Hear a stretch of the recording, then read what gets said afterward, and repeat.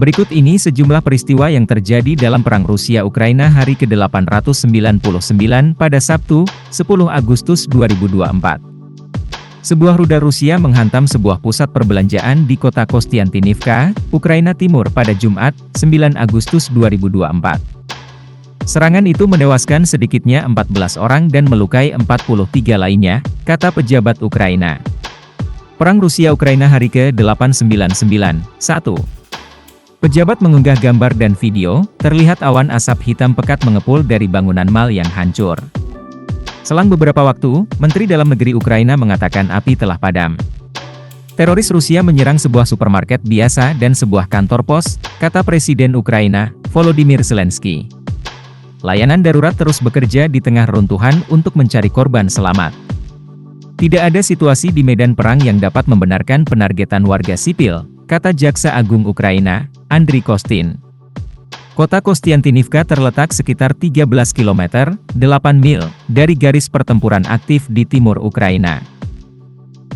Sampai saat ini, tidak ada komentar langsung dari Moskow. Gubernur daerah Ukraina, Vadim Vilashkin mengatakan, Rusia menggunakan rudal Kh-38 dalam serangan itu. Rumah, toko, dan lebih dari belasan mobil juga rusak. Nova Posta, perusahaan pos swasta terbesar di Ukraina mengatakan, kantor kargonya di supermarket itu rusak.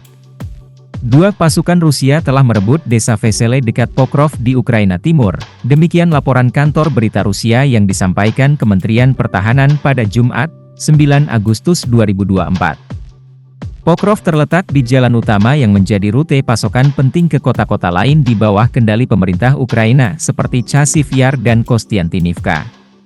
3. Pasukan Ukraina melakukan penyergapan semalam terhadap konvoi Rusia sejauh 40 km, 25 mil, yang melintasi perbatasan di Provinsi Kursk saat Rusia mengumumkan keadaan darurat federal atas penyerbuan selama 4 hari, lapor dan Sabbag dan Pyotsauer. Sebuah video yang disebarkan oleh para blogger militer Rusia menunjukkan konvoi yang hancur.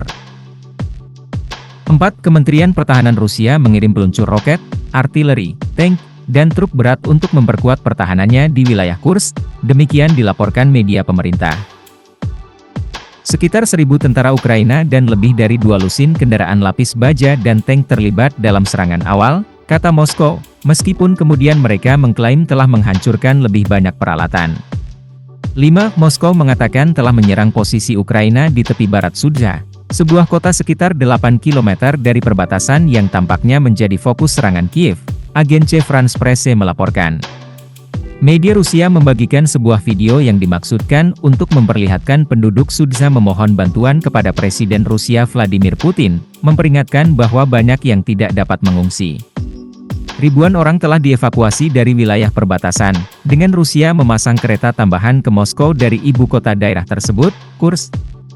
Di sebuah stasiun kereta di Moskow, wartawan AFP melihat keluarga-keluarga turun dengan anak-anak.